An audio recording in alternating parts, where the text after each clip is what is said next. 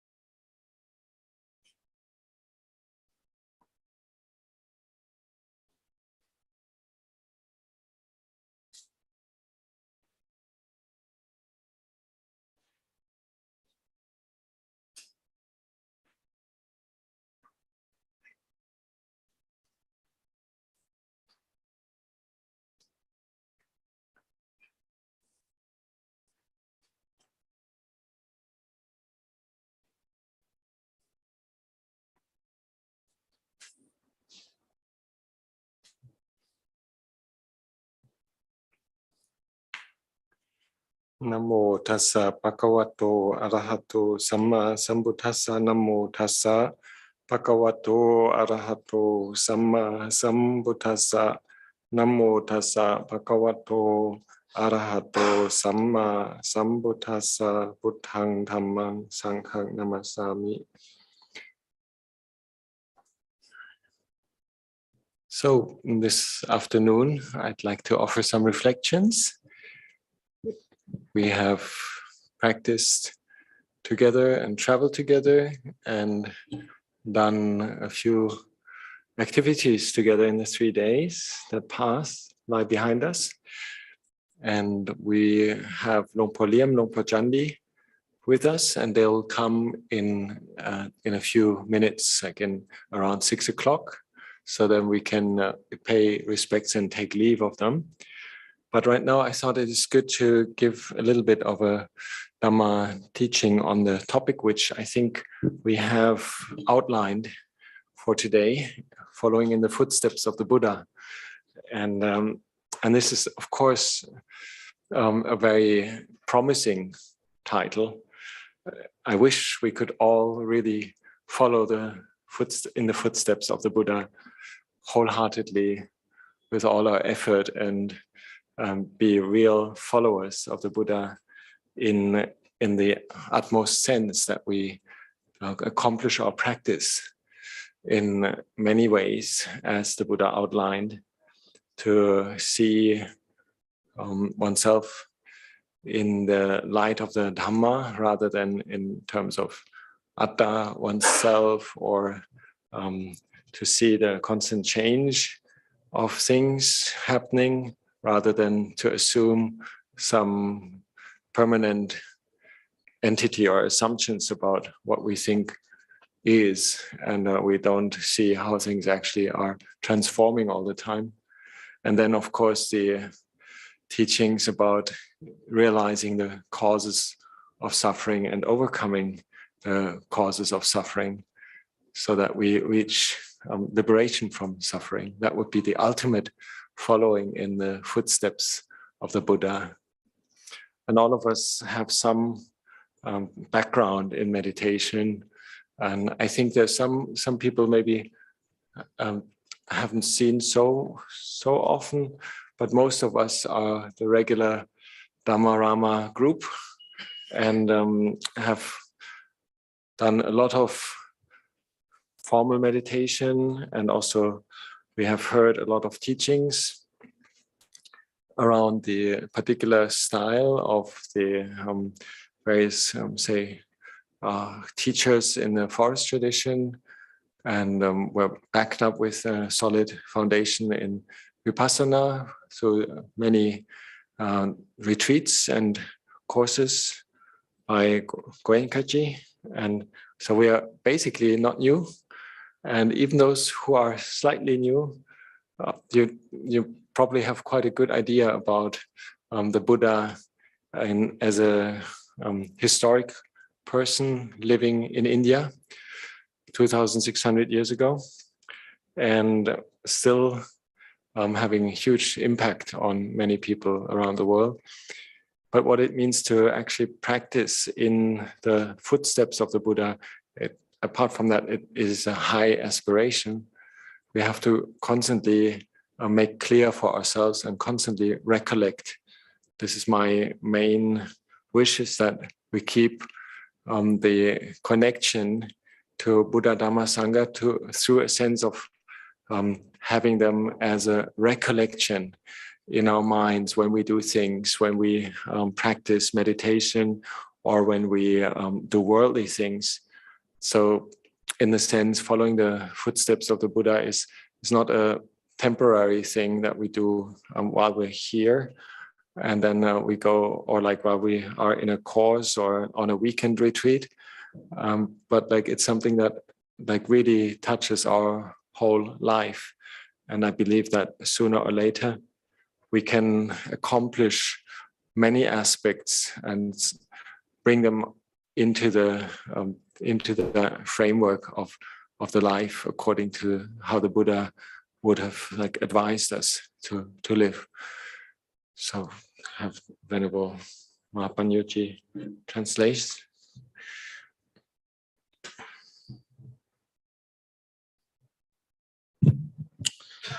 Khogat Ajahn. Ajahn, पहले तो क्योंकि आज आप में से कुछ नए लोग हैं, हम जिस तरह से हम अपने टीचर्स को एड्रेस करते हैं, जो हम अजान कह रहे हैं, वो हमारे जो संस्कृत हिंदी का शब्द आचार्य है उसी का एक थाई स्वरूप है. तो इसलिए आप जब मुझे सुनेंगे अजान कहते, उसका मतलब है मैं आचार्य जी को संबोधित कर रहा हूँ. तो सबसे पहले तो अजान ने जो हमें सबका अनुमोदन किया जो यहाँ आज इकट्ठा हुए हैं, और बहुत ही एक जो हमारी एस्पिरेशन है कि हम भगवान बुद्ध के पद चिन्हों में चलें, ये काफ़ी एक बहुत, उन्होंने कहा एक हाई एस्पिरेशन है, बहुत एक अच्छा हमारे मन में ऐसा भाव बना है. मुख्य रूप से हमें ये ख्याल रखना होगा कि भगवान बुद्ध के पद चिन्हों पे चलने की बात जो है वो किसी एक शिविर, किसी एक रिट्रीट, किसी एक कोर्स तक सीमित नहीं है. ये जीवन जीने का एक तरीका है. मतलब ये जीवन के हर पहलू को, हर आयाम को छूता है. तो अगर हम कहते हैं कि हम भगवान बुद्ध के पद चिन्हों पे चल रहे हैं, इसका मतलब है कि हम जीवन उस तरीके से जी रहे हैं जिस तरीके से भगवान बुद्ध बताते हैं. And you may have noticed in the past few days, Luang Liem has used this expression, following in the footsteps of the Buddha, quite a few times without knowing that this was the title of this afternoon. And it's an idiom that he uses very much in order, particularly for the monks in Wat Pah Pong, to remind them that one isn't just a monk or a Buddhist monk by name or by the form, by the externals, or by the say expressions that one kind of describes oneself and one's philosophy with, but like actually through the investment of like mindfulness and wisdom into one's action, and that whole spectrum of working with the daily activities where we need to cultivate meritorious good acts of friendship and letting go and forgiveness for each other, together with other people, to be able to be a real friendly member of society, and avoid conflict and give forgiveness, grant forgiveness for other people, and are somebody who's like aiming at a peaceful and cooperative lifestyle. That is one aspect. And then the other parts where we obviously feel like we are practicing the Buddha's teachings is when we do formal meditation, and when we then also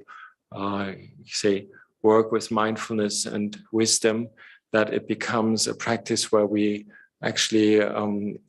directly practice from the heart, not so much from the sense of like, this is up in my ideals and this is the way it should be, and are kind of blinkered and narrow-minded, but that we have like always that recollection that the being the Buddha, being the one who knows, who is wise, who is awakened, who is present, who has got mindfulness and wisdom, is a quality of the heart. It's an opening quality of filling the actions that we do, whether in meditation or whether outside meditation, with the spirit of the Buddha in that very broad sense.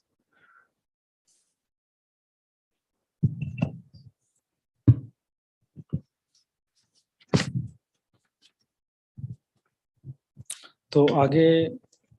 आचार्य जी ने बताया कि ये जो भगवान बुद्ध के पद चिन्हों पे चलने का जो ये फ्रेज है, ये जो बात है,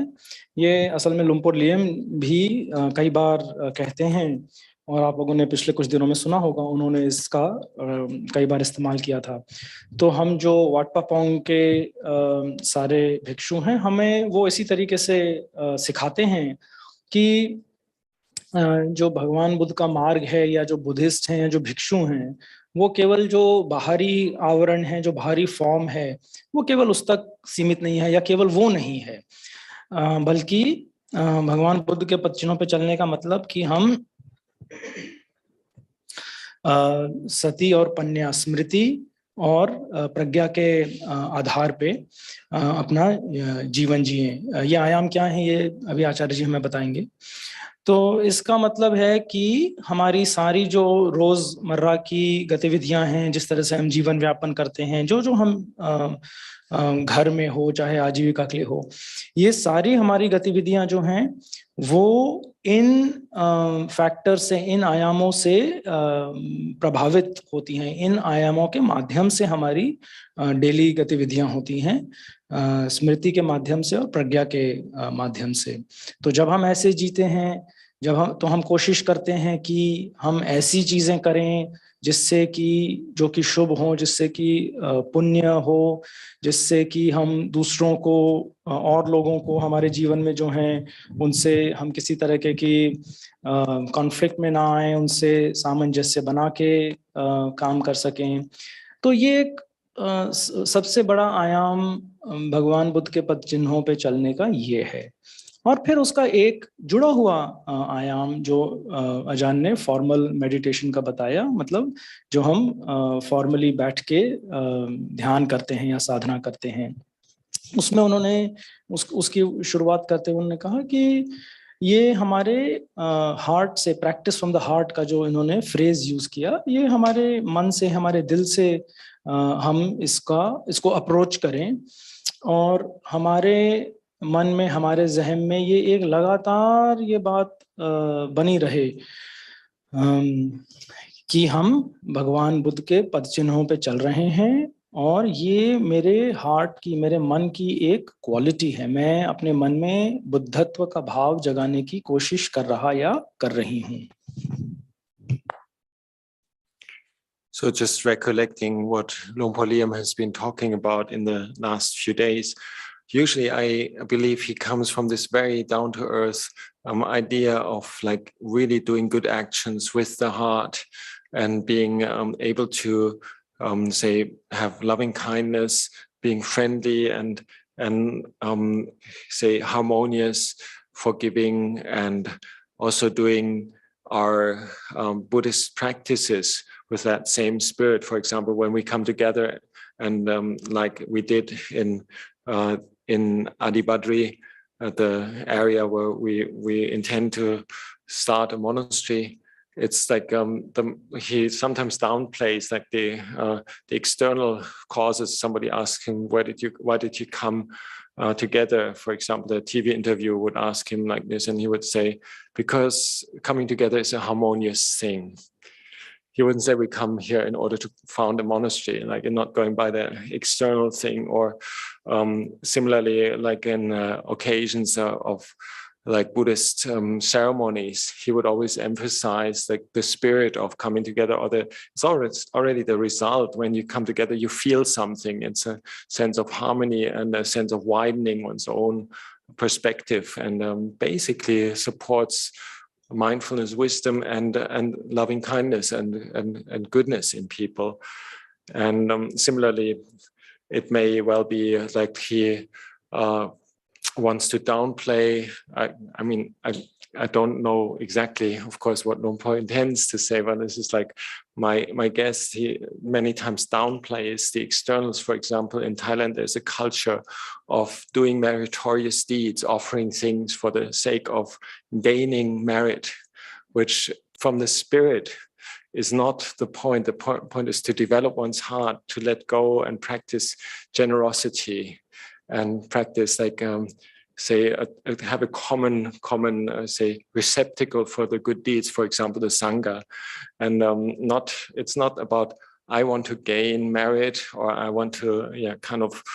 work in this ritualistic way of like, this is punya and this is papa, like basically I want to make plus in my life. So that's, I believe, why he many times says things like, when we're following in the footprints of the Buddha, basically we recollect the heartfelt purpose of what we're actually aiming at in our practice. It's not about giving the best food or providing the whatever most promising project for the monastery. It's about like gaining that good energy while doing things together, and this is what makes punya. So this morning he also quoted the Mano Pupankama Dhamma Mano Seta Mano Maya, the opening of the Dhammapada, where it says like the mind is or the heart, like we use that word interchangeable in Thai language. The mind or the heart is the forerunner. It determines everything, whether good or bad. Follows to the mind. It doesn't follow to the say externals of the action. There's no guarantee. The heart has to be in it. So I believe that is many times when Luang Por talks about following in the footsteps of the Buddha, means to see the essence of why one is inclining to a certain action, working from the intention, from the Dhammic intention, when one does actions by body, speech, and mind.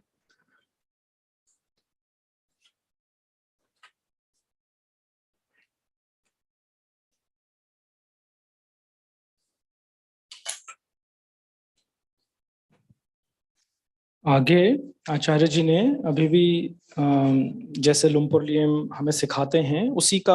आधार लेते हुए, उसी का सहारा लेते हुए हमें बताया। और मैं वो बात बताऊं उससे पहले मैं ये शेयर करूं कि हमारी परंपरा में हम इस तरीके से ही चीज़ों को समझते हैं जैसे हमारे टीचर्स हमें बताते हैं। तो आप बार बार ये सुनेंगे कि हम लोग इसका जिक्र करते हैं कि मेरे टीचर्स ऐसा कहते हैं, this is what I have learn from my teachers. हम बार बार इसका इसी तरह से जिक्र करते हैं। तो लुंग पोर लिएम जो हैं, ये जो भगवान बुद्ध के पद चिन्हों पे चलने वाली जो बात है, उसको वो एक बहुत ही सिंपल तरीके से, सामान्य तरीके से खुद भी समझते हैं, खुद भी प्रैक्टिस करते हैं और हमें भी बताते हैं। और उसका जो मूल मंत्र एक तरीके से है वो ये है कि हमारे किसी भी काम को करने में हमारे मन की चेतना क्या है। तो जब हम अजन केवली ने उदाहरण दिया, जब हम ये जो यमुनानगर में जो मॉनेस्ट्री का एक बात चल रही है, प्रोजेक्ट चल रहा है, जब हम उसके लिए इकट्ठा हुए तो कोई आए हुए थे बाहर से जिन्होंने लुंग पोर लिएम को पूछा कि भाई आप यहाँ क्यों आए हैं। तो लुम्पोर लियम का जवाब ये नहीं था कि हम चाहते हैं यहाँ आश्रम बने, मठ बने, मॉनेस्ट्री बने, विहार बने, ऐसा उनका कहना नहीं था। उनका कहना ये था, हम यहाँ इसलिए आए हैं क्योंकि जब हम एक साथ इकट्ठा होते हैं तो सामंजस्य बढ़ता है, भाईचारा बढ़ता है। तो जो मूल बातें हैं, मूल चीजें हैं, उनका हमेशा फोकस उन पे रहता है कि किसी भी चीज को हम किस लिए कर रहे हैं। तो जो रीतियों की भी बात हुई, जब हम रीति भी करते हैं, कुछ सेरेमनीज वगैरह करते हैं, तो लुम्पोर लियम बार बार हमें चेतावनी देते हैं कि हम उसके एक्सटर्नल्स जो उसका बाहरी आवरण है, जो उसका फॉर्म है, उस पे इतना ज्यादा ना जाएं, उसमें इतना ज्यादा ना फंसें, बल्कि हम ये देखने की कोशिश करें कि इसको हम क्यों कर रहे हैं, इससे कौन सी वो मन की, दिल की, हार्ट की गुण हैं जो बनने में मदद हो रही है। तो फिर उन्होंने एग्जाम्पल दान का दिया। जब हम दान देते हैं तो अक्सर अजन केवली ने बताया, जैसे कि थाईलैंड में ऐसा समझते हैं, ऐसी परंपरा है, ऐसी मान्यता है कि दान देने से बहुत पुण्य अर्जित होता है, बहुत पुण्य मिलता है। तो अजन केवली ने कहा कि हमें ये ध्यान रखना है, लुम्पोर लियम हमें ऐसे सिखाते हैं कि हम दान कुछ अर्जित करने के लिए नहीं दे रहे हैं, बल्कि अपने मन से जो संग्रह का जो भाव है, उसकी जो आदत है, उसको कम करने के लिए हम दान दे रहे हैं। तो अगर हम बाहर का जो एक्सटर्नल दान का जो बाहरी आवरण है उसको देखें तो ऐसा लगेगा कि भाई अच्छे से अच्छी चीज देने से ज्यादा पुण्य मिलेगा। पर ये सोचना, इस तरीके से समझना, अगर हम इस तरीके से कर रहे हैं तो हम भगवान बुद्ध के मार्ग के पद चिन्हों पे नहीं चल रहे हैं। हम कुछ भी करें, उससे हमारे मन में, चित्त में किस तरह की भावना जागती है और उसके पीछे क्या चेतना है, उस पे हमारा फोकस रहे। तो क्योंकि जो मन की चेतना है वही सर्वप्रथम सबसे जरूरी वही चीज है। जो बाहर की चीजें हैं वो उस भावना के अनुसार अनुकूल होती हैं। तो अंत में ये जो अभी का जो इन्होंने हमें बताया, उसका मूल मुद्दा ये था कि भगवान बुद्ध के पद चिन्हों पे चलने का मतलब है कि हम लगातार अपने जो मन की चेतना है किसी भी चीज को करने की, उसकी तरफ ध्यान रख रहे हैं, ध्यान दे रहे हैं, ना कि उसके बाहरी आवरणों पर। And another aspect of following in the footsteps of the Buddha, which maybe is very clear for many of us, and also in Thailand is also quite clear for most of the people coming from a Buddhist background, we see the Buddha as a human being with a historic life. Particularly coming here to India, this becomes very apparent. So the Buddha for us is not like a deva, a god or a divine being, or some kind of like refuge in that we can ask anything from the Buddha. Of course, this may be trivial for you to hear, but like it probably has to be said, because sometimes there is confusion about what does it mean, the Buddha for us. And I would believe very much Lumpur Liem is very much clear that the Buddha is a human being that has lived in India and attained to highest wisdom and liberation through his practice of mindfulness and wisdom, seeing the Four Noble Truths and being able to overcome suffering through the effort of a human being. So this is one thing, the reminder when we are on a pilgrimage to, like, what it means to come to India for us means we go to the Holy Land, basically, whether we're in Delhi or whether we're in Bodh Gaya. We have the feeling this is the land of the Buddha. It's sacred in one way or the other. And it's also at the same time giving us the feeling of like the Buddha was really alive on this earth. And there's like for example, the remainders of a kuti, a dwelling of his that we could see, for example, in Ratchagir on Vulture's Peak, or yesterday we saw in Tulakutita, the kind of the foundations, not Thulakoti, Kurukshetra, the foundations of something that looked like a kuti straight away rings bells. Oh, the Buddha, yeah, the Mulakanda Kuti, and the place where people were offering fragments to the Buddha, basically. And as a visitor, you'd offer flowers, incense, for example. That's why it's called the Mulakanda Kuti. So this rings a bell, particularly for the monks as well. The Buddha is a human being, the teacher that has taught us also the conventions of good activities and good actions. For example, for the monks, it's very clear what we do and follow the footsteps of the Buddha. We're a bhikkhu, a bhikshu, just like the Buddha himself. He designed our lifestyle, like to drop the spoon at 12 o'clock. There's a rule that the Lord Buddha said you should follow, and then we say sadhu, will follow it, and it's a reality for us. The Buddha wasn't just like up in heaven somewhere. He is basically a human being directing the sangha with all the ups and downs, and also, of course, also the laity and conventions, and the human being as a conventionally living person on earth in India 2,600 years ago. That still has an effect on us because we emulate his lifestyle, either directly or indirectly. As lay community, you have so much part of that in many ways as well. For example,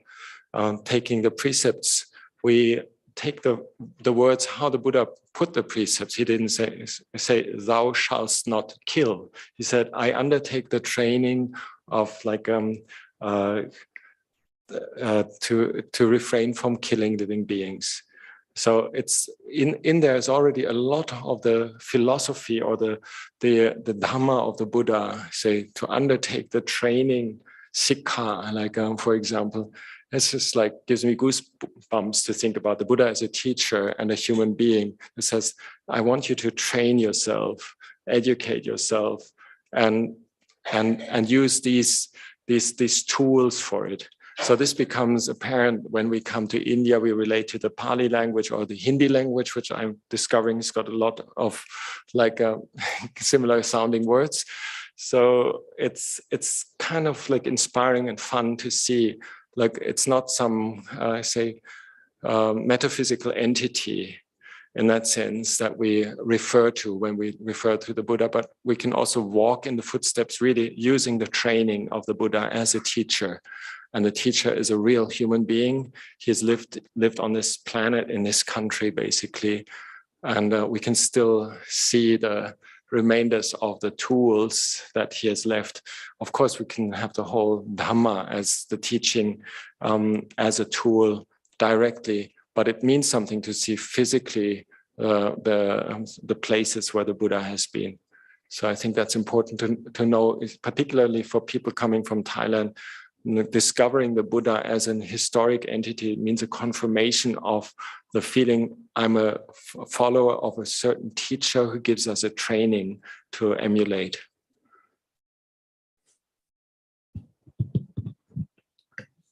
आगे बढ़ते हुए एक और आयाम जो भगवान बुद्ध के पद चिन्हों पे चलने का है,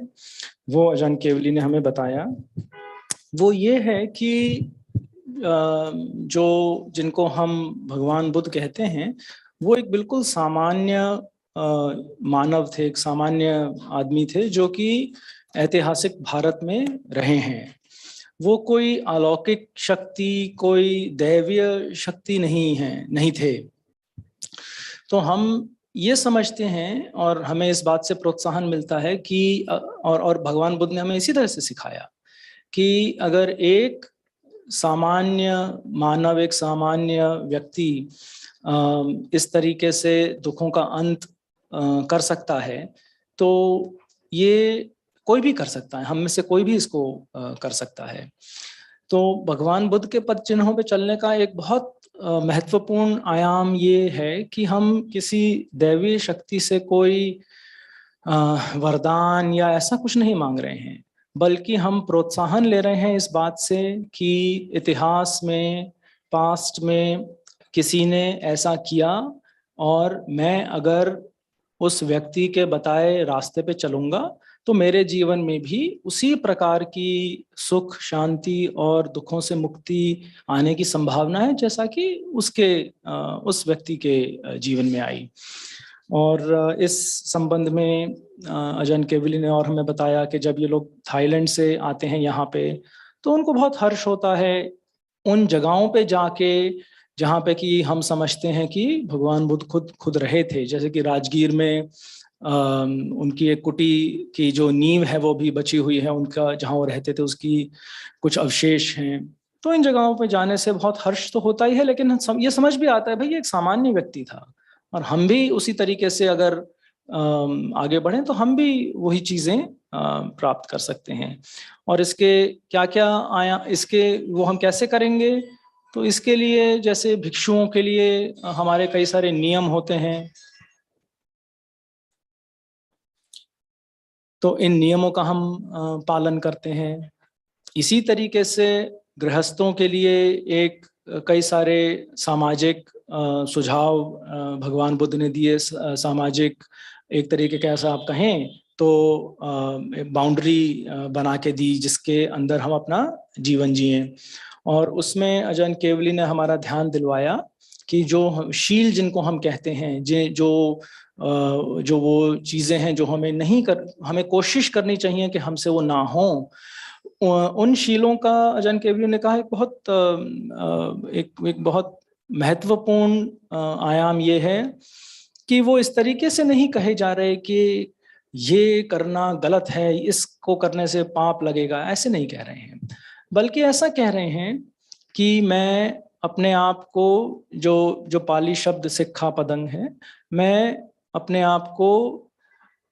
इस बात के तरफ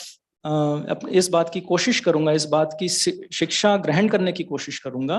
कि मेरे से किसी और को हानि ना हो, मेरे से झूठ वचन ना निकलें, मैं जो चीज मेरी नहीं है उसको ना लूं। तो ये एक जैसे उन्होंने कहा ना, एक तरीके से एक शिक्षा प्रणाली है, एक एजुकेशन का करिकुलम है, और हम धीरे धीरे उसको अपनाते हैं, धीरे धीरे उसमें हम उत्तीर्ण होते हैं, बजाय इसके कि कोई एक ये अलौकिक कमांडमेंट हो कि आपको ऐसा नहीं करना है। तो वो बताते हैं कि ये एक बहुत महत्वपूर्ण आयाम है भगवान बुद्ध के भगवान बुद्ध के पद चिन्हों पे चलने का। और ये कई सारे जो एक तरीके से औजार हैं, उनमें से एक औजार ये है कि हमारा जीवन हमें कैसे जीना है उसका एक हमें दायरा मिलता है, और हमें ये भी अनुमति मिलती है कि हम धीरे धीरे करके उस दायरे में बढ़ें, आगे बढ़ें, ग्रो करें। So then seeing the Buddha as the teacher is not only about the letter of the lifestyle of the monks and or like the say do's and don'ts, but it's also really about the most profound teachings that we can imagine that human being can develop.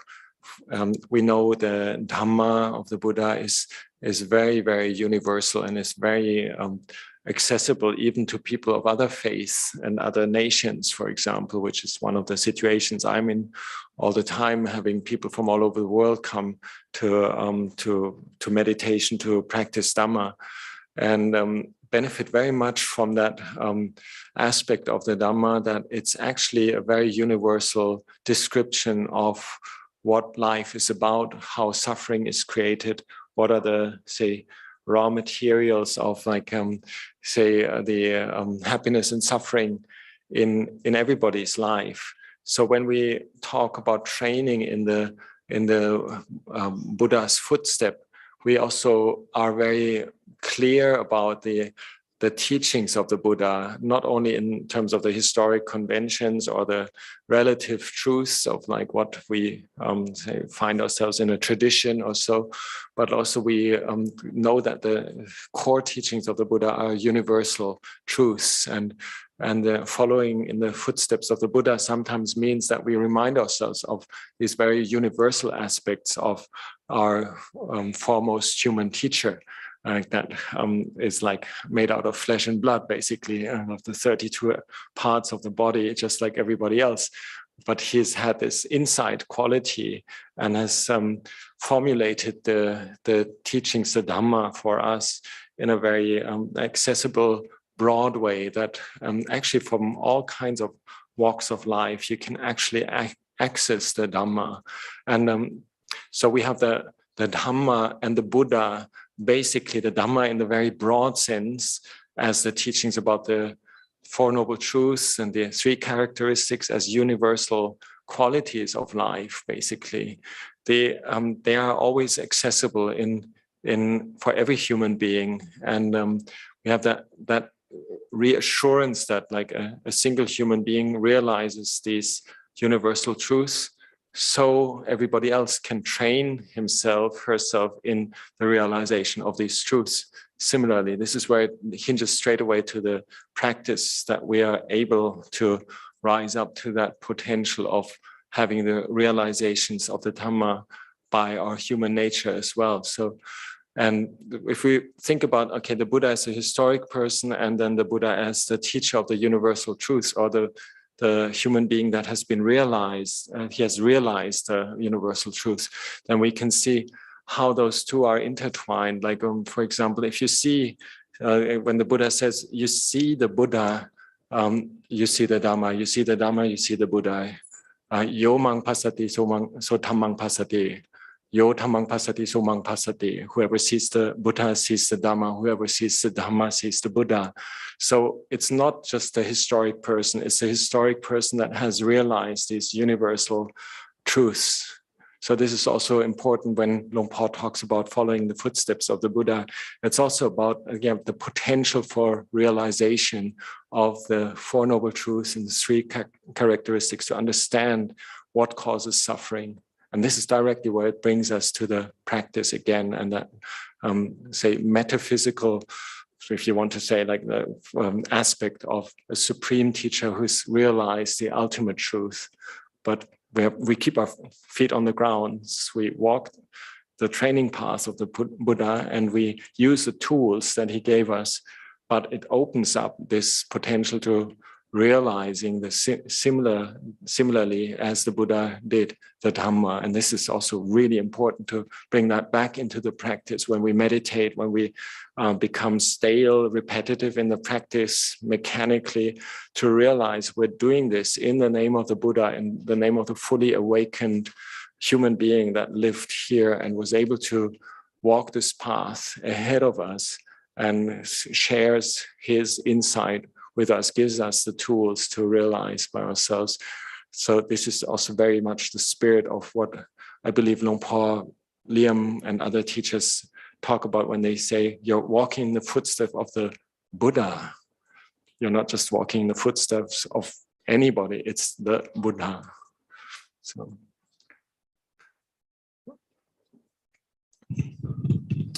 जो पदचिन्हों पे चलने का अगला आयाम अजन केवली ने लिया,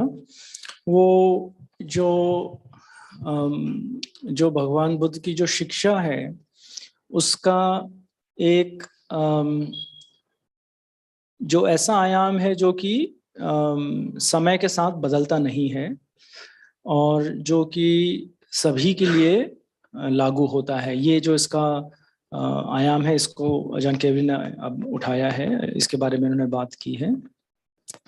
तो वो बताते हैं कि जब हम धम्म की बात करते हैं या धर्म की बात करते हैं, तो वो बेसिकली जो हमारा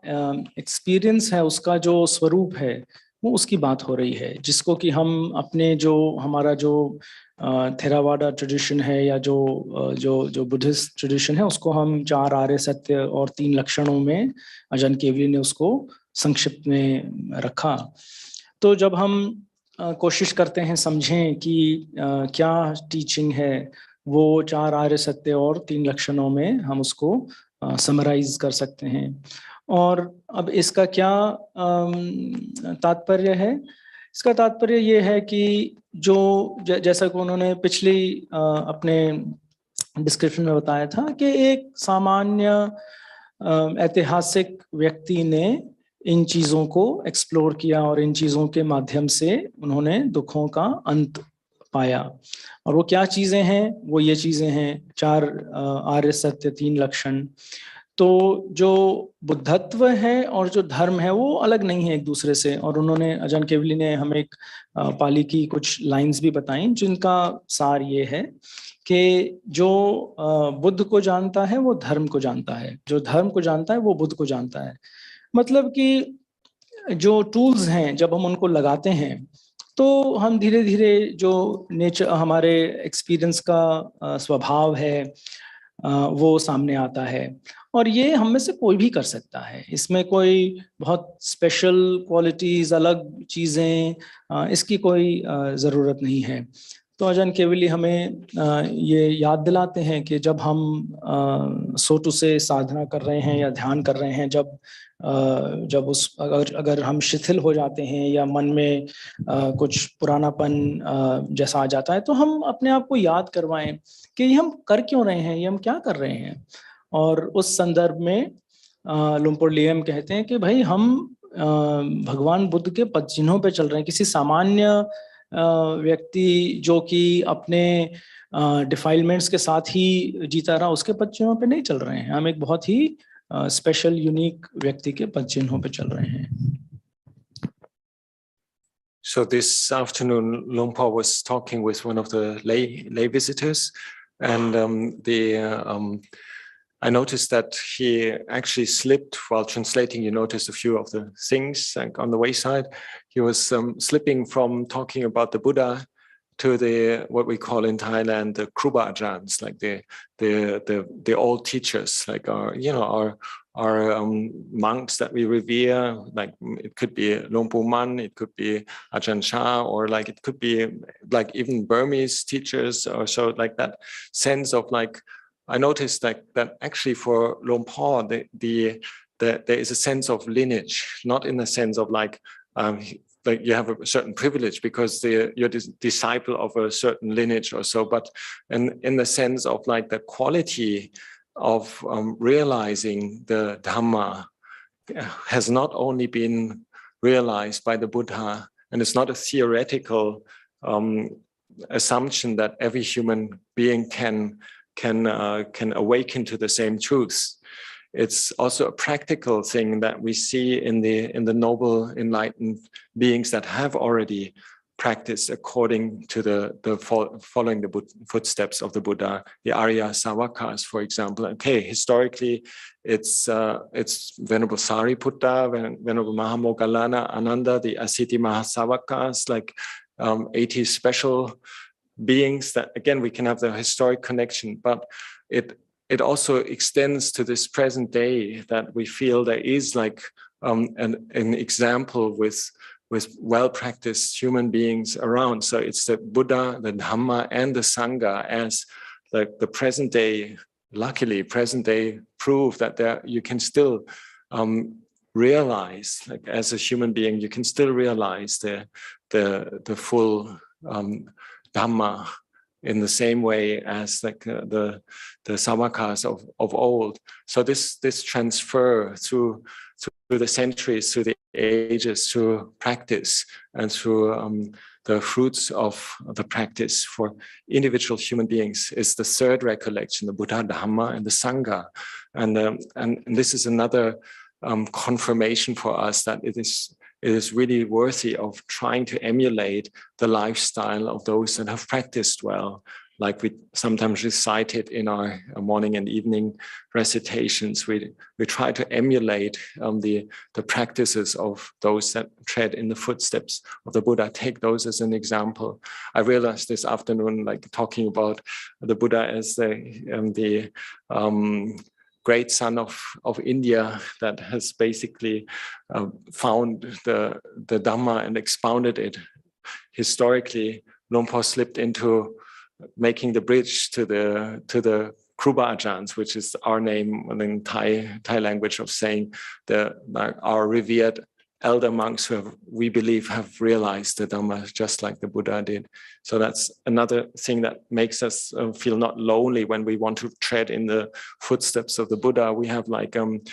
living tradition of people that are walking the path together with us. It's not like just like a single effort. I want to kind of like attain this path and this Buddhahood, arahantship, but it's like a communal culture where there's monks already, monks and nuns and lay practitioners already practicing in the footsteps. So we have this very fortunate situation that it is like there's a bridge from human being to human being all the way to the present day.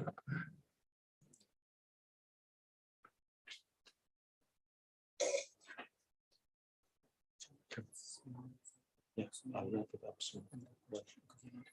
Yeah, maybe just yeah. I need one more session to round it up.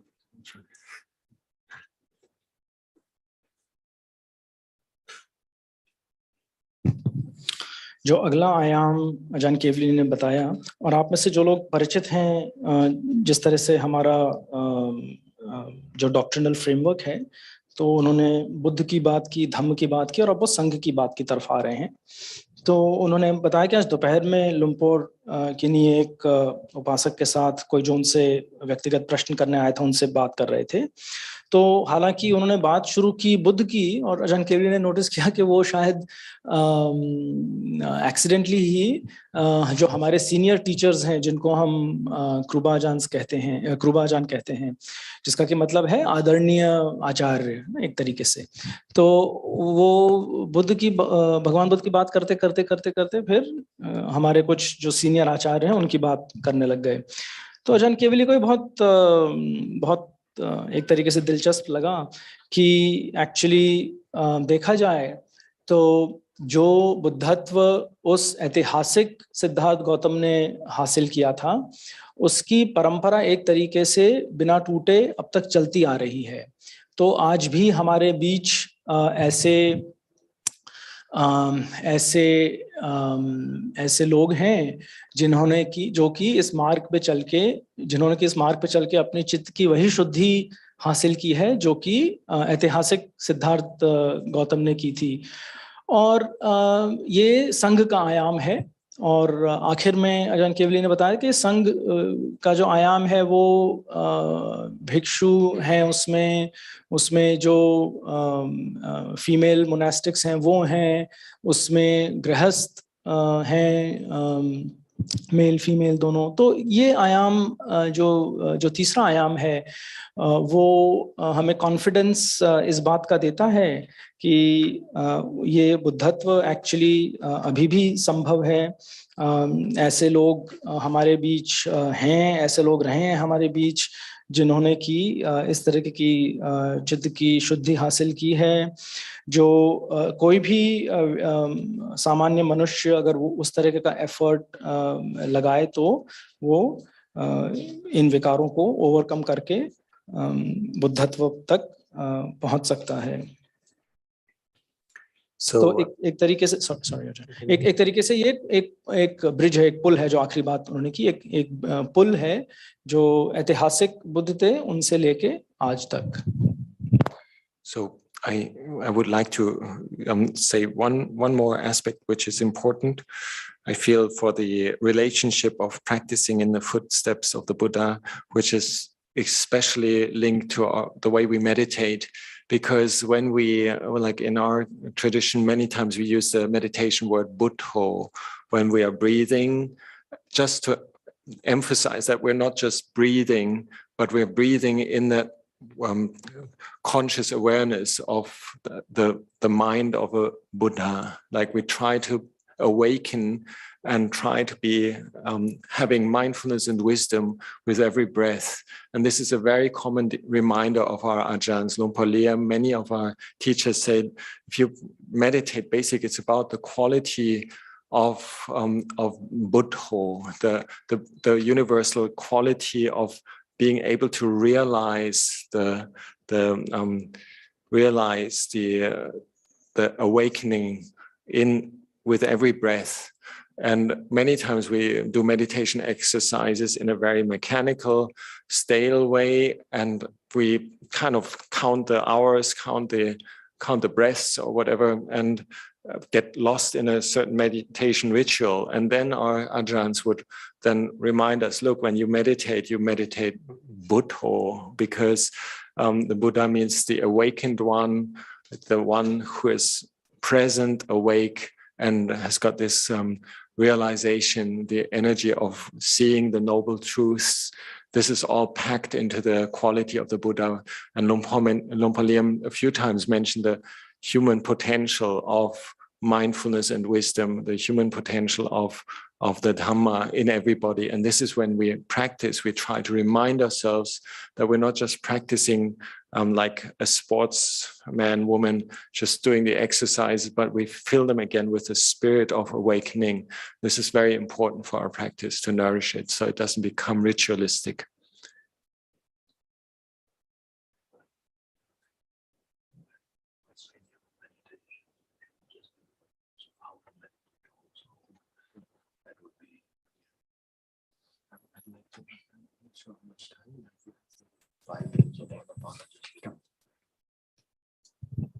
जो आखिरी आयाम अजान केवली जिसकी बात कर रहे हैं,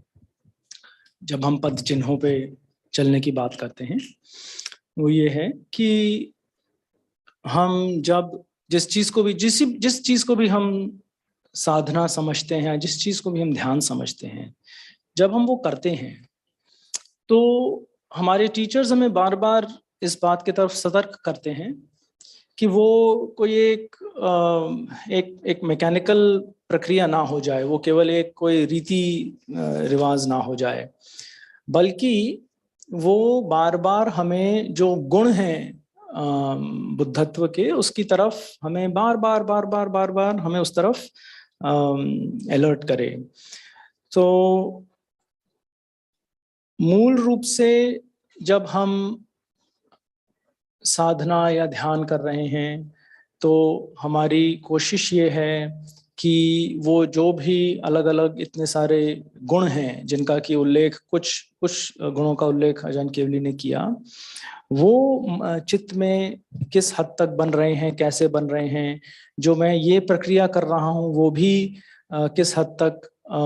मेरे मन में उन गुणों को बना रही है। और अजान केवली ने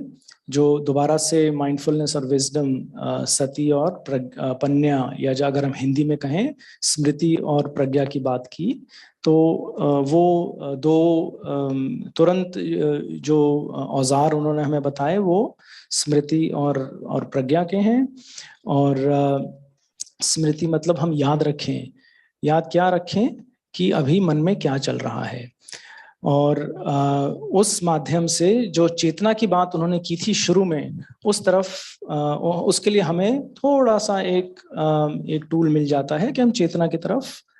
सतर्क हो जाएं।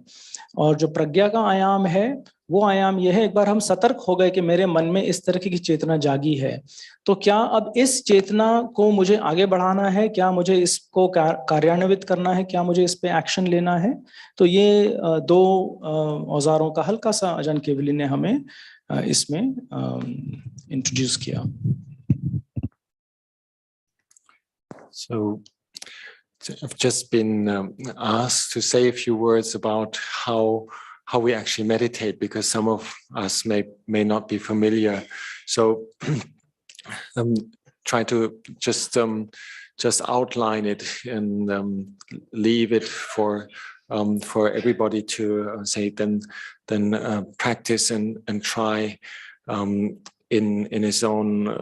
or her own way. But the important point that links to what I've just been saying is when we practice mindfulness of breathing, basically we try to be like in a relaxed state of mind where we can simply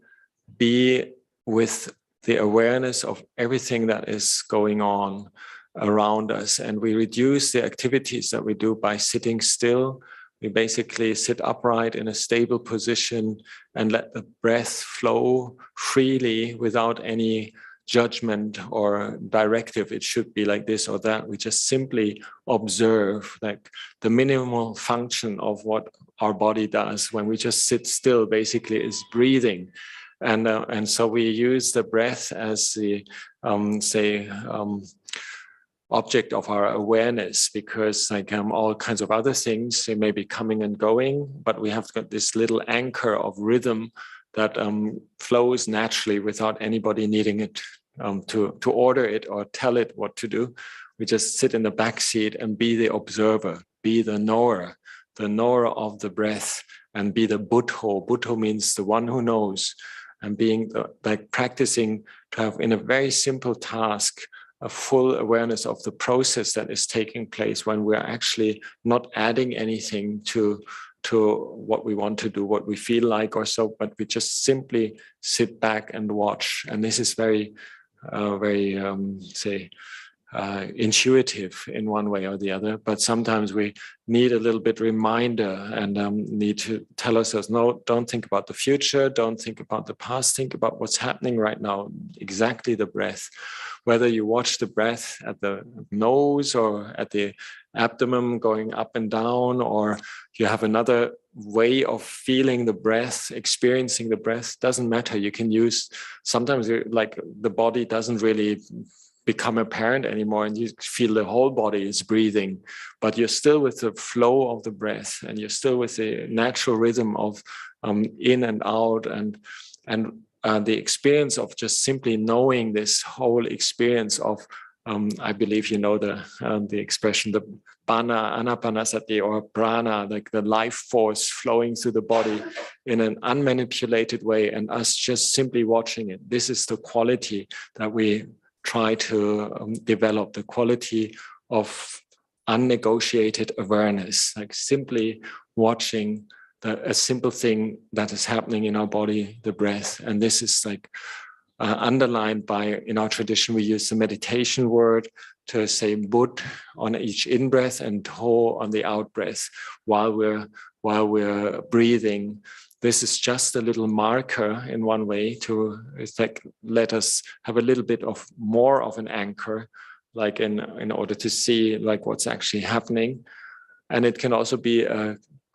little conscious kind of like incentive that reminds us, don't just wander off, be the Buddha, be the one who knows, be the one who is aware.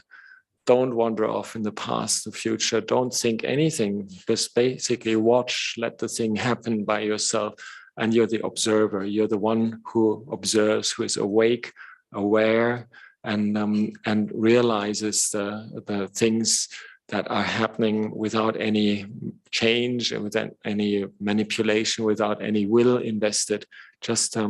sensing the flow of the breath and the change of like things happening naturally. So this is why we use the meditation word Buddho, just to remind ourselves, in a sense, somebody who's the observer, who is simply aware, who has mindfulness, and we see things like in the way that they naturally come, the way they are. And this is the quality of the Buddha or Buddho. That's why we use this meditation word. But you're also welcome to simply breathe without a meditation word. Sometimes people use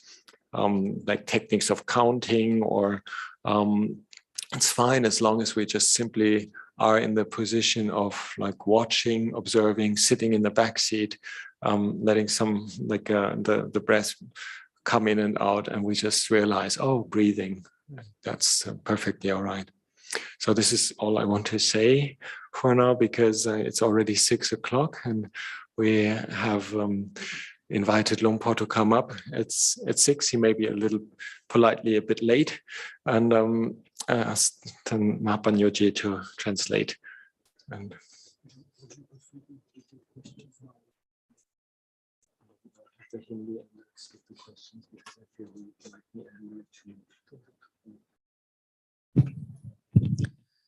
तो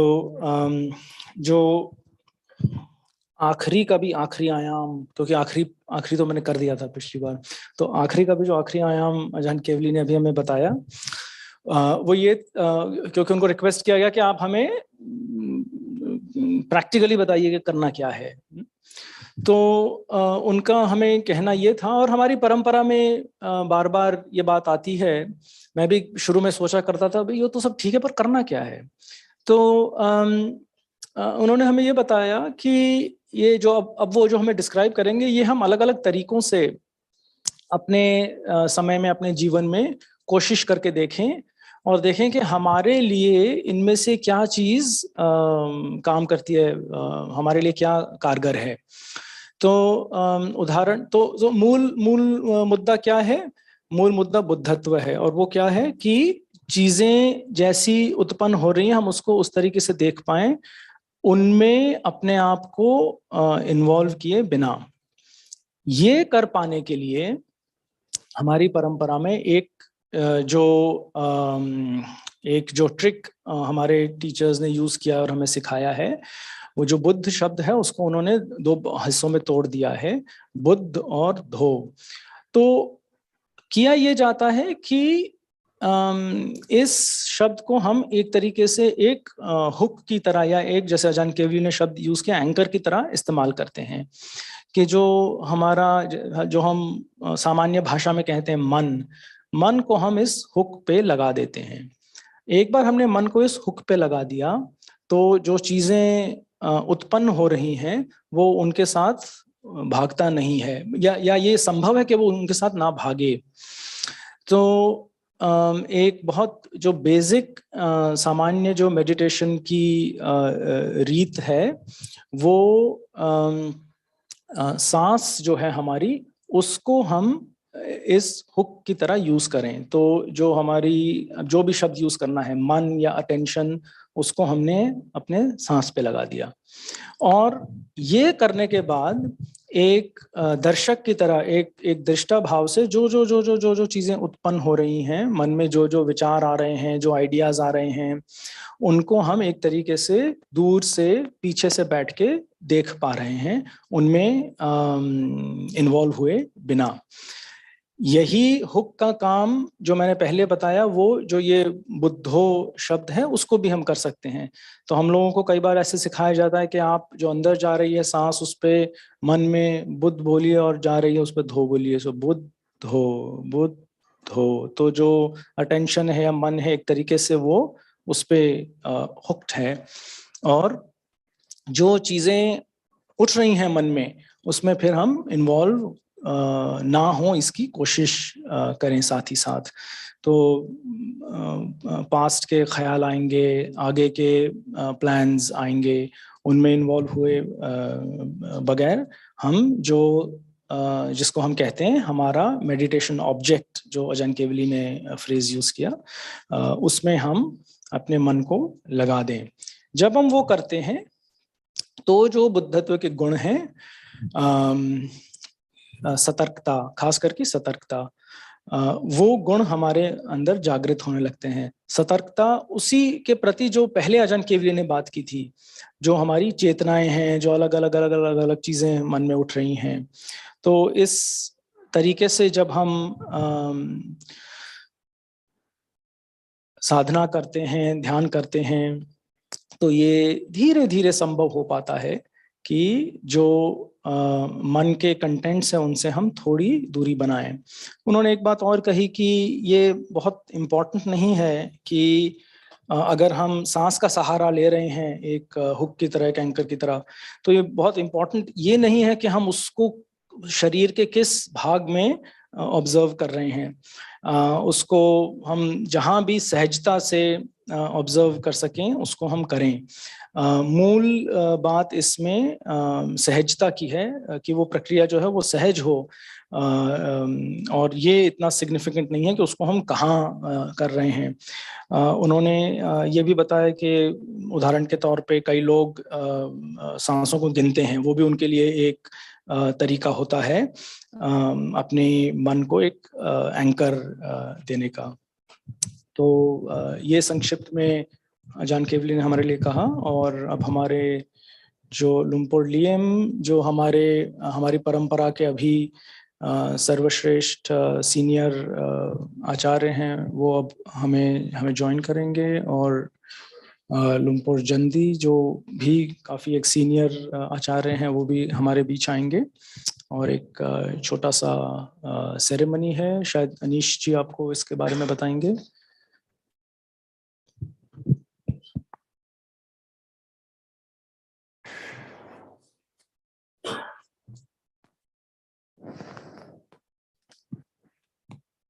hello, thank you महापंडित जी। सबकी स्पष्टीकरण कर दूं, हमारे साथ आदरणीय संघ पिछले 3-3.5-4 दिन से हमारे साथ था और हमें इसका सौभाग्य मिला कि 4 दिन तक हम संघ के छत्र छाया में रहे। एक ये परंपरा होती है कि आदरणीय संघ की जब हम विदाई लेते हैं तो उनसे एक क्षमा याचना करें कि हमारे मन से या तन से कोई भी भूल हुई हो तो उसकी क्षमा की जाए, क्योंकि आज शाम को आदरणीय संघ वापस लौट जाएगा थाईलैंड। तो ये एक छोटी सी एक सेरेमनी अभी आप विटनेस करेंगे और इसको बड़ा शुभ माना जाता है। मेरे सबसे वरिष्ठ डॉक्टर धर, उनको मैं आमंत्रित करता हूं कि सबसे आगे स्थान लें और इस सेरेमनी को आगे बढ़ाएंगे। जैसे ही लुम्पो लियम और लुम्पो झंडी अपना स्थान ग्रहण करेंगे तो हम ये शाम की ये सेरेमनी का आरंभ करेंगे।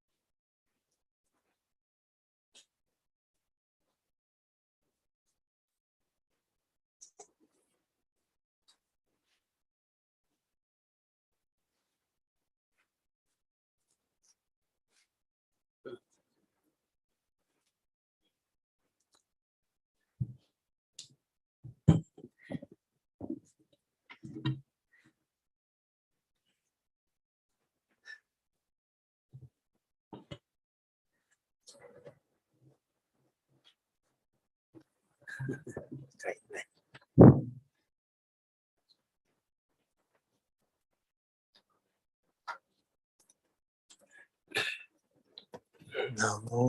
तस्सा भगवतो अरहतो सम्मा सम्बुद्दस्सा। नमो तस्सा भगवतो अरहतो सम्मा सम्बुद्दस्सा। नमो तस्सा भगवतो अरहतो सम्मा सम्बुद्दस्सा।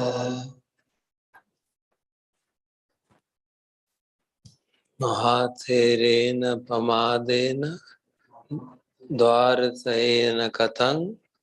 सब अपराधम खमतु मा भन्ते। महाथेरेन द्वारतयेन कथं सब अपराधं खमतु मा भन्ते। महाथेरेन पमादेन द्वारतेन कथं सब अपराधं क्षमतु मा भन्ते। साधु अहं खमामि तुम्हे इति मे कमितभं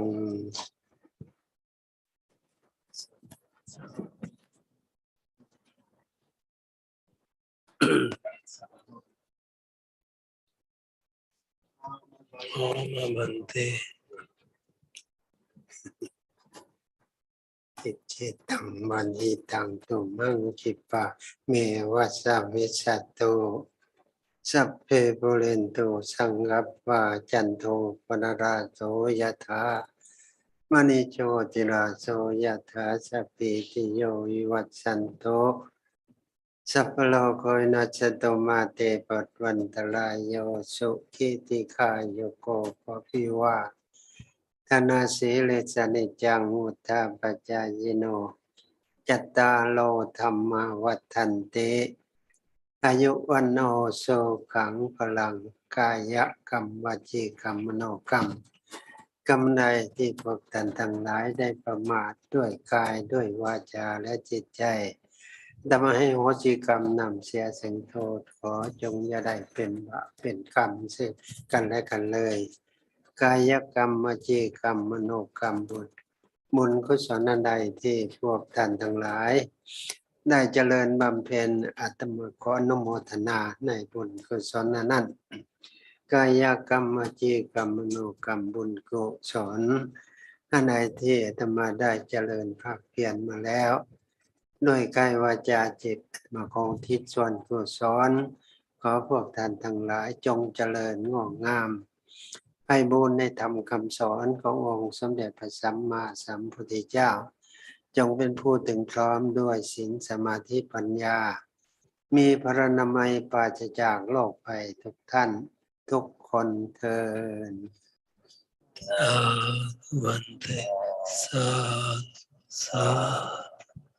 วันเต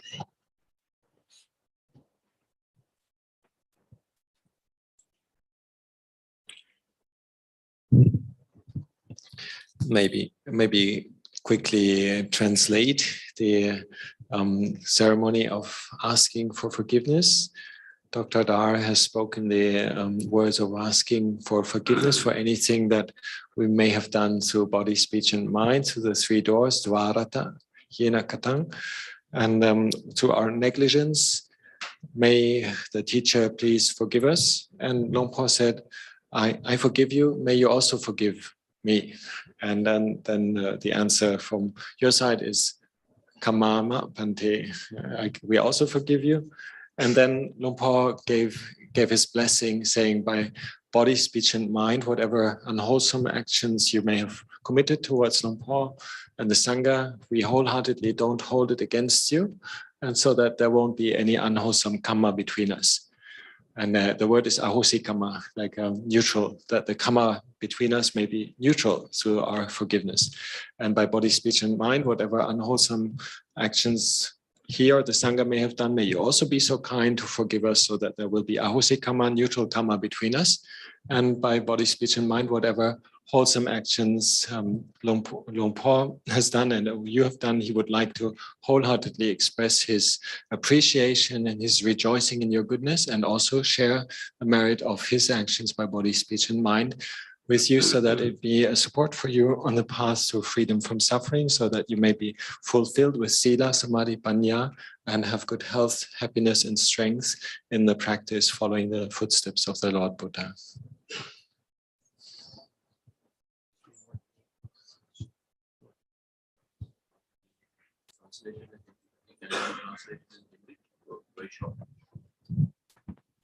मैं संक्षिप्त में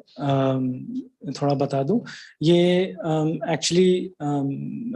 ये सारी जो थेरावाडन परंपरा है उसमें एक ये थीम है कि हम जब भी किसी भी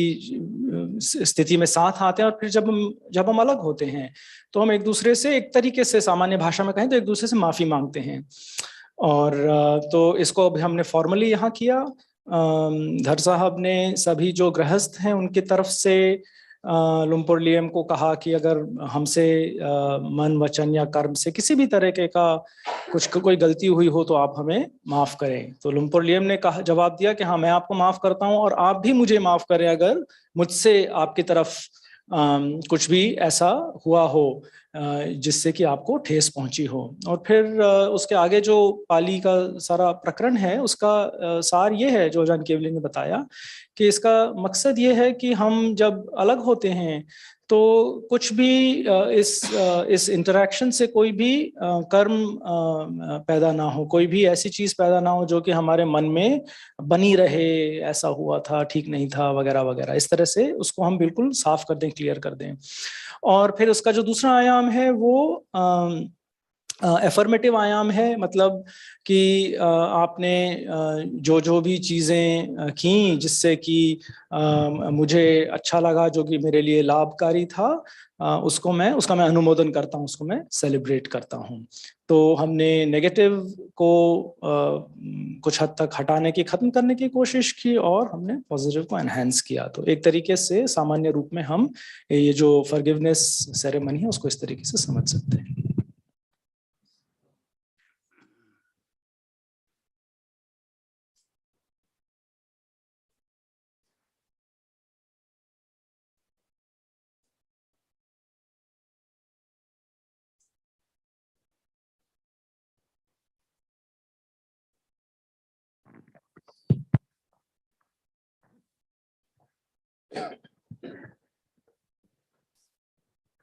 โอกาสกับหลวงพ่อ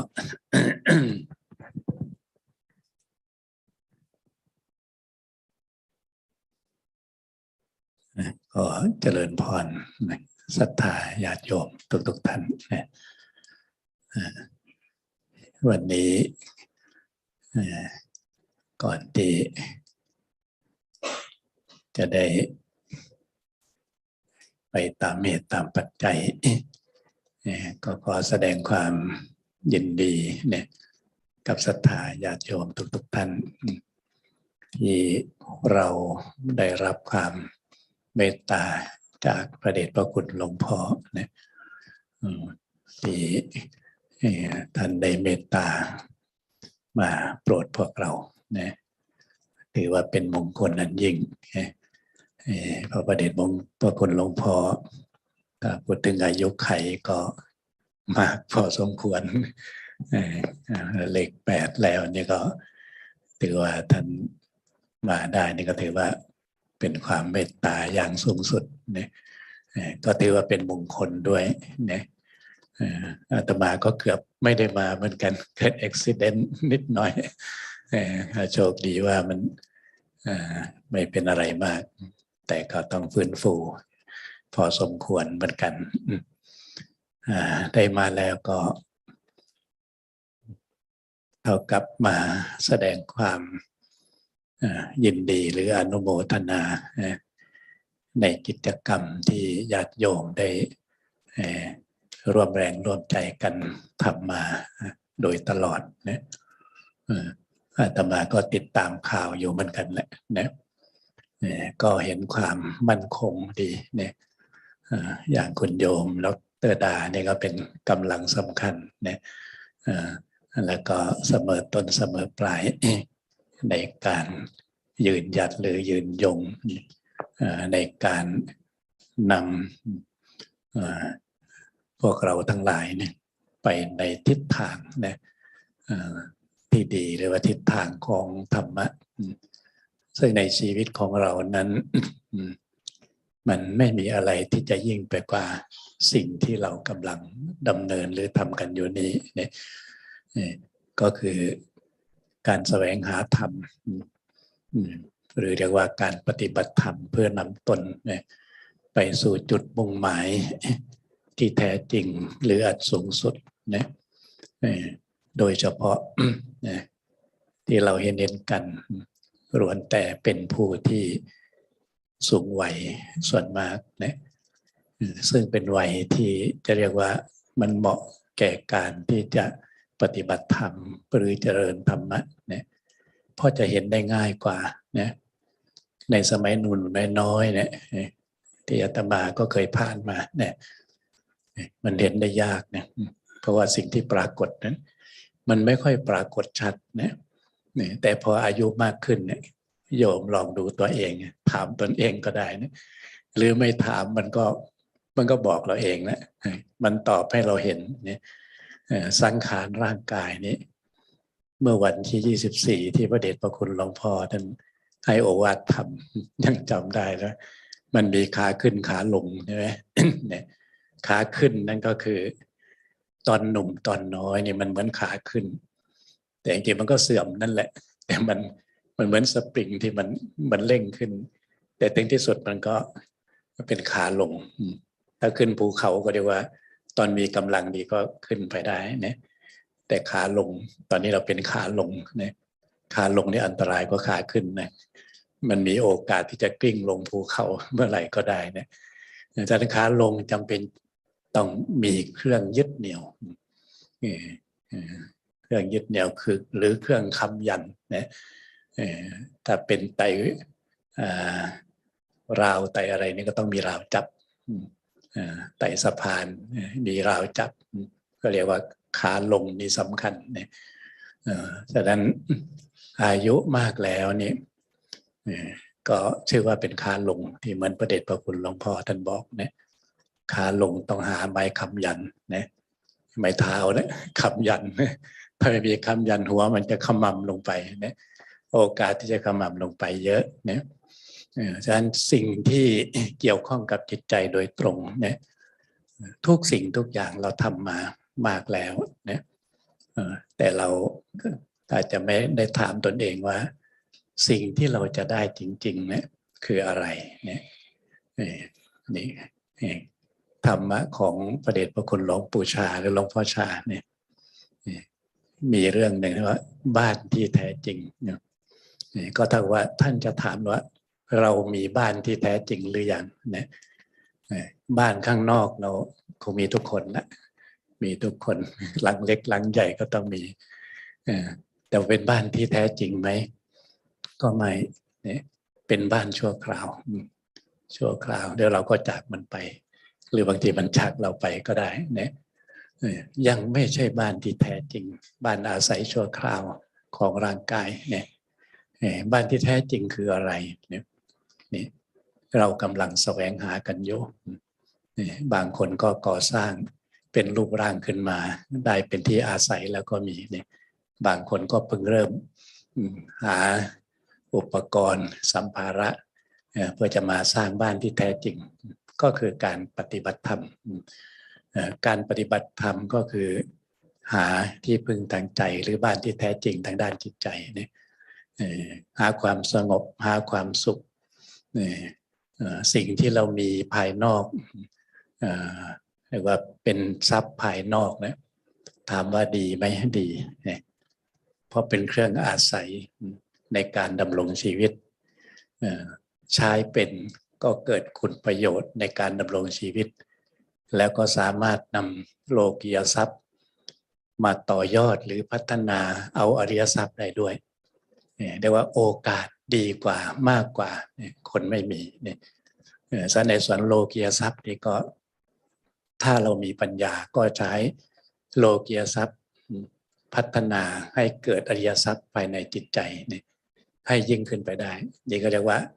เอาบ้านภายนอกต่อเอาบ้านภายในเนี่ย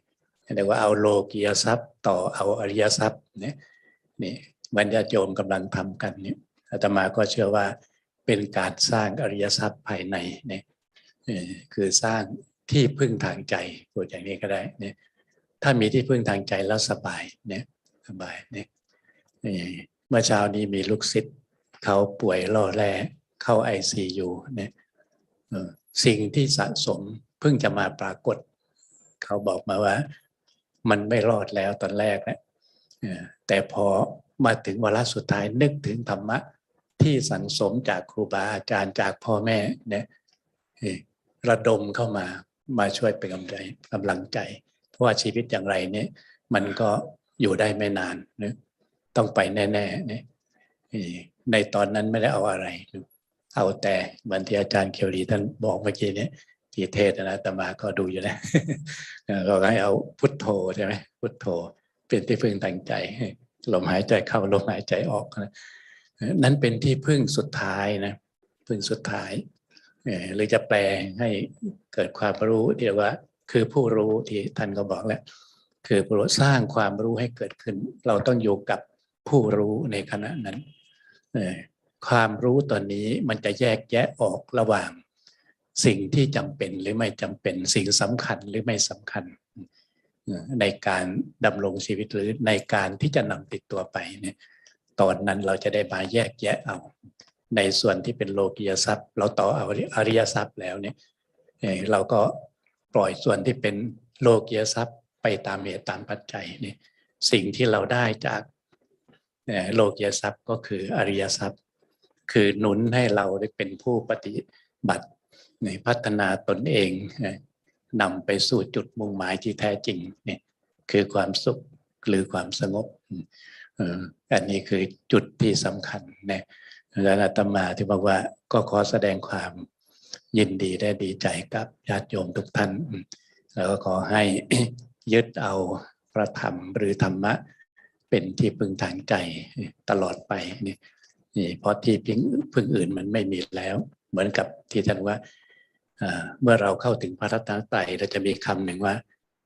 ขอพูดเป็นภาษาไทย เดี๋ยวท่านจะแปลให้ฟังเองที่พึ่งอื่นของข้าพเจ้าไม่มีพระพุทธเจ้าเป็นที่พึ่งอันประเสริฐของข้าพเจ้าที่พึ่งอื่นของข้าพเจ้าไม่มีพระธรรมเป็นที่พึ่งอันประเสริฐของข้าพเจ้าที่พึ่งอื่นของข้าพเจ้าไม่มีพระสงฆ์หรือพระอริยสงฆ์เป็นที่พึ่งอันประเสริฐของข้าพเจ้านี่เรียกว่าเป็นที่พึ่งในจิตใจได้ตลอดไปเนี่ยเพราะว่าถ้าเรามีพุทธะคือผู้รู้ทำให้เราตื่นอย่างหลวงพ่อก็เทศบ่อยว่าเป็นผู้รู้ผู้ตื่นเนี่ยตื่นเบิกบานแจ่มใสเนี่ยในทุกกิริยาบทไปไหนถ้ามีพุทโธหรือพุทโธหรือผู้รู้นี่เราจะเป็นผู้ตื่นไม่ได้เป็นผู้หลับนะรู้ตัวอยู่เสมอเนี่ยนี่เท่ากับว่าเราได้ที่พึ่งอันแท้จริงเนี่ยสิ่งนี้ก็ขอฝากไว้เป็นข้อคิดแก่ศรัทธาญาติโยมทุกท่านและขออนุโมทนาในศรัทธาหรือคุณงามความดีทั้งหลายที่ญาติโยมได้กระทำมาเนี่ยขอบุญกุศลนั้นจงเป็นตบะเดชะเป็นปัจจัยให้พวกเราทั้งหลายมีความ เจริญทั้งภายนอกและภายในโดยเฉพาะทางธรรมะคำสอนขององค์สมเด็จพระสัมมาสัมพุทธเจ้าก็ขอให้เจริญยิ่งขึ้นไปโดยทั่วกันทุกท่านตลอดกาลและนานเทอญ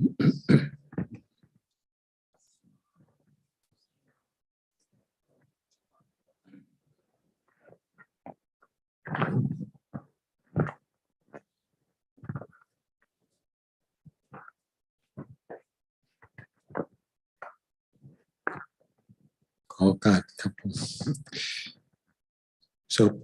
Luang Chandi would like to offer a few words of giving you his blessings for the practice. And before we take leave and follow our different paths back to Thailand or staying here, and Luang Por would like to say that he really appreciates the expression of all your faith in the practice, and coming together in this way is really auspicious and is really honoring the kindness of Luang Por Liem, that he comes over with his heart of metta, because he's not the youngest person anymore, and both Luang Pors have sometimes like not such good physical conditions. For example, Luang Por Chandi mentioned a few days before he came, he had an accident and fell and is not so strong. He cannot sit so well right now, and so, but nevertheless, he's able to recover enough to be able to join and come here, and really appreciates and rejoices in all the expressions of your practice of goodwill and faith, support. And this has already been for a long time. It's not just one time that we meet together like this. You've been constantly keeping up the good work and the stability, and have strengthened the practice together. And this is very inspiring for Luang Por as well, to see the continuity of your devotion to the Dhamma practice and the developments that we have been witnessing now. And he really feels that the Dhamma takes everybody in a good direction, and we can see where by ourselves what is important and what is not so important in life, and what takes us to liberation, takes us to the aims that we really want to pursue in life, which are the qualities of the Dhamma. And this becomes more apparent the older you get, Luang Por says, because like he feels it in his own body, that before maybe he didn't see the limitations of the body and the physical condition we are in, being strong and so forth. But now he can clearly see that the sankharas, the conditions of the body, are actually dwindling bit by bit. And I think Luang Por Chandi referred to Luang Por Liem mentioning on the 24th that we watched the arising of a physical birth and developing through life, and then the ceasing. We can say that's really true. We watch how we are on the descending part of lives, and it becomes much more apparent. We can see the ups and downs in many ways, like a spring bouncing back and forth, but eventually there'll be the decline, which we can witness in old age. So you can see that when you climb up a mountain full of energy, the ascent of a mountain is sometimes much more easier, because you have the energy, you have the aim, and then when you're walking down again, when you're descending the mountain, you need support, you need a rail to hold, you need something to lean on for security. The climbing down a mountain is actually not so easy. You need a lot of support. So the descent of life, as we can see also with Luang Por Liem himself, and it really brings into consciousness what is important for ourselves, what do we wish our lives to be aiming at. And we can always ask ourselves, like, what are we actually doing, what are we developing? Just like Luang Por Chah in one of his most famous Dhamma talks, talking about the real home to a person in the last period of her life, and emphasizing that all the things that we have right now is not a real home, it's just a temporary shelter. The material things that build up a house aren't the real house. They won't last. Just for a short period of time we might be depending on it, but it's not what we can ultimately depend on. What is our real home is the Dhamma, looking for the refuge and the peace and happiness that arises from the practice. And the external things are just the supports that we may use temporarily. And we can see the worldly wealth that we may have, the possessions, they don't rise up to the noble possessions, the Arya wealth, the noble wealth, and the Lokiya wealth, the possessions or the riches in the world, they are temporary, whereas the building up the noble, the Arya wealth, the noble possessions of qualities, as we're doing right now, is the real meaning of our life. This morning, one of Luang Por Chandi's disciples in Thailand mentioned or contacted him because she's got a severe condition and may not survive, and she said she's so happy, she or he, that she has the Dhamma as a refuge and is able to revert to the practice in her heart rather than on the counting on. So it's very important to take refuge in the heart, like we just talked about, having awareness, clear understanding, knowledge, being the one who knows, Puru in Thai, being in the Dhamma with the quality of awareness, knowing one's condition, knowing what is important and what is not, knowing the worldly riches or wealth that we have is just temporary, and changing towards building up the noble wealth, noble possessions of virtues and Dhamma qualities. And the worldly things that we use may be tools temporarily in our practice, but the real wealth that we wish to possess is happiness and peace in our minds. And so Luang Por Chandi would like to extend his blessings to you and say, wish you all that you have a clear refuge in the Dhamma, wherever you go in all postures, that you revert to the one who is awake, radiant, wise, aware, like we express it in the word Buddho. And there's a phrase that we use in the chanting, Nati me saranang anyang, or like nothing may, for me there is no other refuge. The Buddha is my ultimate refuge. The Dhamma is my ultimate refuge. The Sangha is my ultimate refuge. This is a very important way of relating to the practice, to have that sense of refuge in Buddha, Dhamma, Sangha, and take it as the highest. And know by yourself in every posture, what refuge are you reverting to? Know by yourself what is peace and happiness. Know the Dhamma for yourself. This is the real refuge. So Luang Por Chandi would like to offer this for your reflection, and he wishes that all the wholesome karma that you have created will be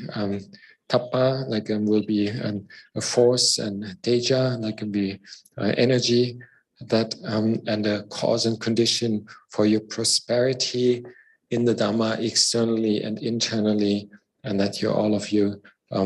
are attaining to peacefulness and happiness in the Dhamma.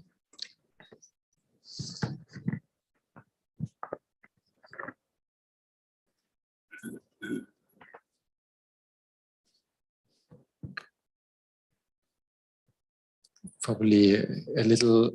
we need to be frugal with the time and maybe skip the Hindi translation.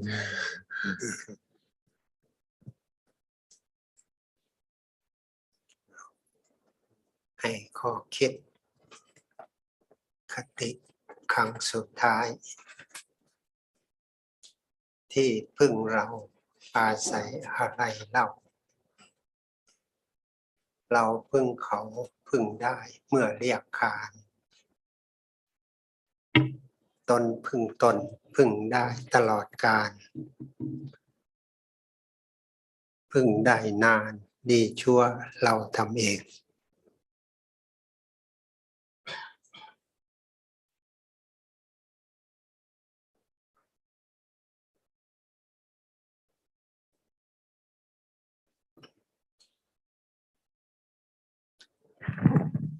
Luang Por gives a final reflection with a little poem, which I can only summarize. And he says, like, the real refuge is like the wise consideration and the knowledge by oneself, having a refuge in oneself by knowing that all the actions that we do, whether for good or for bad, we have done by ourselves, and we will be the heirs of these actions, and we should use ourselves as a refuge for the highest qualities.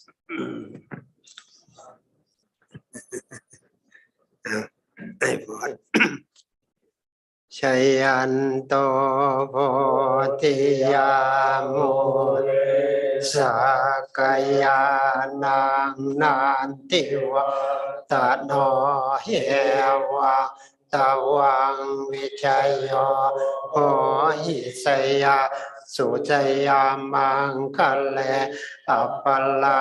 Titapan Langke Sise Patavi Pokale Abhiseke Sa ปะพุทธานังกัปปันโตปะโมทาติสุนา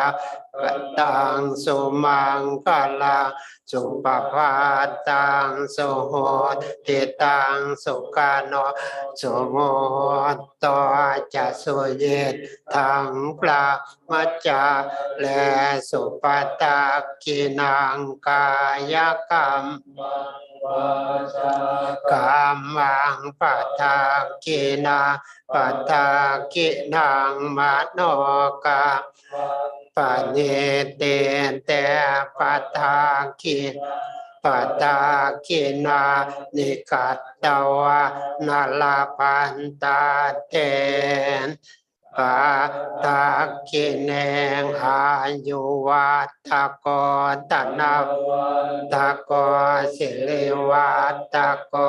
ยาสวัตถโกบาลวัตถโกวันนาวัตถโกสุขวัตถโกโหตุสัพพทาตุกะโลกปยาเวลาโสกะสันตุจุปัตตวะอเนกาอันตรายาปิเวนัสสันตุสัสสะสยาเสติธานาลาปังโสติปะกายาสุขังพลังสิเลงายุจาวันโนจะพอคังชัยยัสสวะสัทวะสัจะอายุจะเชวะสิเตภวันตุเตภวตุสัมปมังกัตตรากันตุสัพพเทวตาสัพพพุทธานุภาเวนัสตาโสติภวันตุเตภวตุสัพพมังคลังรักขันตุสัพพเทวตาสัพพธัมมานุภาเวนัสตาโสติภวัตุเตภวตุสัพพมังคลังรักขันตุสัพพเทวตาสัพพสังฆานุภาเวนัสตาโสติภวันตุเตสาธุสาธุ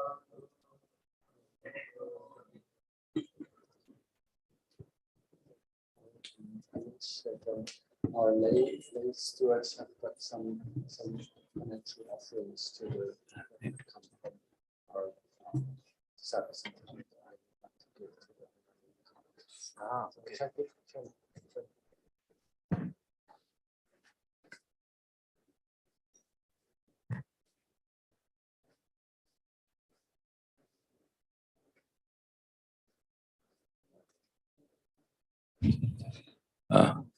हमारे Thai बहन भाई कुछ दान में हमें देना चाह रहे हैं अरण्य विहार ट्रस्ट को, जो हम बड़े विनम्र भाव से स्वीकार करते हैं। साधु साधु साधु। Thank you.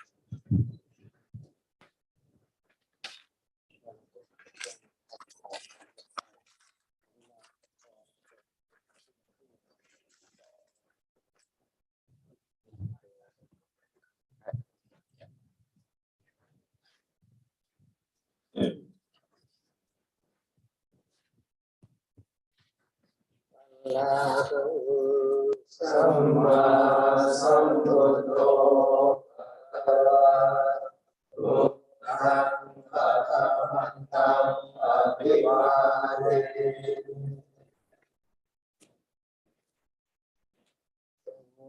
Swaskahato Bhagavatam Dhammam Namasami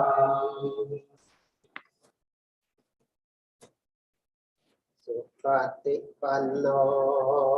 bhagavato sāvaka saṅgho saṅgham namāmi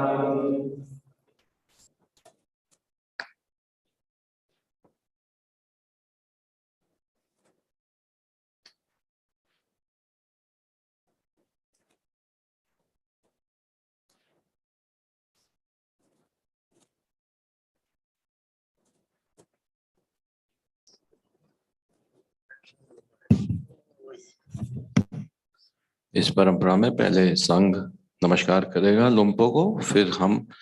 उनके बाद हम नमस्कार करेंगे।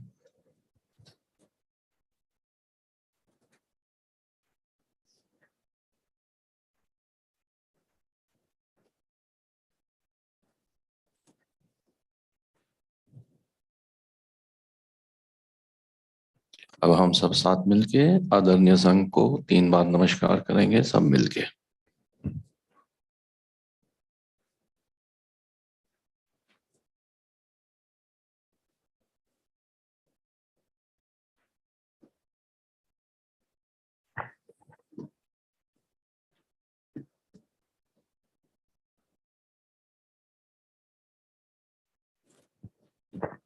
On behalf of Aranya Vihar Trust,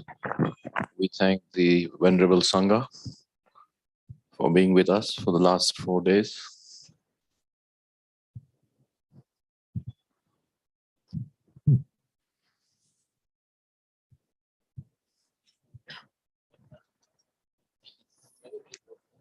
Thank you. Yes.